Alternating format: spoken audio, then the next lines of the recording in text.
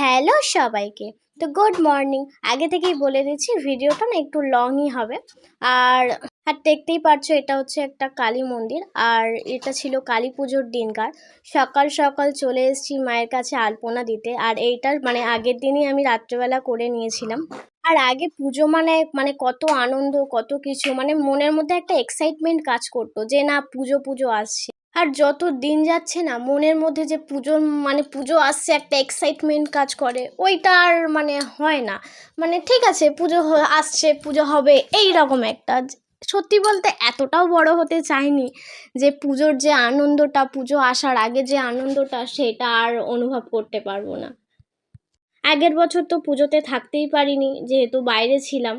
ওর জন্য পুজো পুজো ঠিক আছে, পুজো তো এখানে হচ্ছে, ওখানে তো তেমন একটা পুজো হতো না। আর এখানে আসার পর ভেবেছিলাম পুজোটা খুব ভালো কাটবে, আনন্দ হবে, কিন্তু ওই রকমটা আনন্দ আর পাইনি। ছোটবেলার মতো যেরকম আনন্দ পেতাম ওই রকম আনন্দটা আর এবারে হয়নি। ঠিক আছে পুজো হয়েছে পুজোর মতো। ছোটবেলায় যখন কালী ঠাকুরের যা গান হতো শুনতাম, মনে হতো কেন এই গানগুলো বাজছে, ভাল লাগছে না, একটু ভালো গান বাজলে ভালো হতো। এখন বুঝতে পারছিলাম যে ওই গানটার মধ্যেও অনেক মানে লুকিয়েছিল। এখন শুনলে কি শান্তি যে পাওয়া যায়। তো এই যে আমাদের আলপনা প্রায় কি এখনো বাকি আছে। তো আগে থেকেই বলছি আমি অত ভালো আলপনা দিতে পারি না, জাস্ট শখে পড়ে আলপনা দিই। তো হয়তো অনেক ভুলচুক হবে। যারা আর্টিস্ট আছো, যারা ভালো আঁকতে টাকতে পারো, তো তাদের কাছে হয়তো অনেক খুদ মনে হবে। তো দেখো আমি বললাম আমি শখে পড়েই আলপনা আঁকছি, আমার ভালো লাগে তাই। তো অনেক ভুলচুকই হয়েছে আমি জানি। এই আলপনা আমার আঁকতে অনেক সময় লেগেছিল, কেননা যেহেতু দেখতেই পাচ্ছ জায়গাটা অতটা ভালো না, খসখসে জায়গা মতো। আর রং দিতলে না ওখানে বসছিল না, অনেক রং লেগেছিল আমার এইটুকানি জায়গায় আলপনা আঁকতে, প্রচুর রং লেগে গেছিলো। আর রং আঁকতে আঁকতে রং শেষ হয়ে যাচ্ছিল, আবার রং আনতে হচ্ছিল। এটা এইটুকানি আমার আলপনা দিতে প্রায় সন্ধে হয়ে গেছিলো। আর সন্ধে হতে না হতে না ঠাকুরমশাই চলে এসেছিলো, যে অর্ধেক গুছি, যেহেতু এখানে আমাদের রাত্রেই পুজো হয়, এটা তো মন্দির।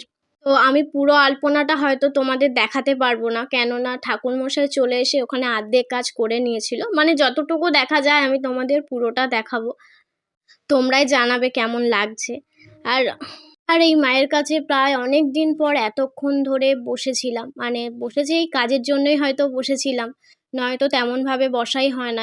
আসতাম, মাকে নমস্কার করতাম, চলে যেতাম, কিন্তু এতক্ষণ বসেছিলাম না, এত ভালো লাগছিল, মনের মধ্যে এত শান্তি লাগছিল, মনে হয় এখানেই বসে থাকি। তো তখন বুঝলাম যে না, এখানে একটা শান্তি আছে।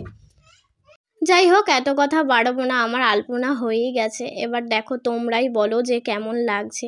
আর এই যে বললামই তো, এখানে ঠাকুরমশাই প্রায় অর্ধেক কাজ করে গেছিলো। আর এই যে আমার মায়ের মুখ, তোমরাই বলো কেমন লাগছে।